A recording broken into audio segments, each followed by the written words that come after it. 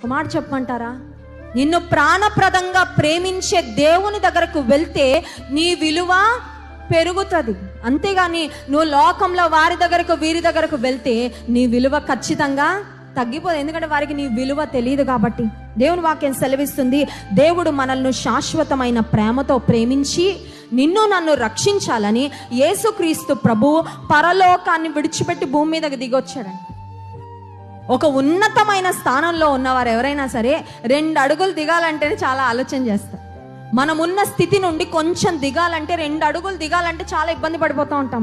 కానీ దేవాది దేవుడు సమస్త మానవాళిని ప్రేమించి ఆయన పరిపూర్ణమైన ప్రేమను పరలోకంలో నుండి దేవుడు ఐ లవ్ యూ అని చెప్పచ్చు, మనందరికీ చెప్పచ్చు కదా. దేవాది దేవుడు పరలోకంలో కూర్చుని చాలా కంఫర్టబుల్గా I love you, I love all the people in the world అని దేవుడు మాటలతో చెప్పచ్చండి. కానీ దేవుడు మాటలతో చెప్పాలనుకోలా, చేతలతో చూపించాలని యేసుక్రీస్తు ప్రభువు మానవాకారము ధరించుకొని ఆయన భూమి మీద పుట్టాడు, ఆయన భూమి మీద జీవించారు. సమస్త మానవాళి యొక్క పాపము కొరకు మన పాప శిక్ష యేసుక్రీస్తు ప్రభు సిలువలో భరించి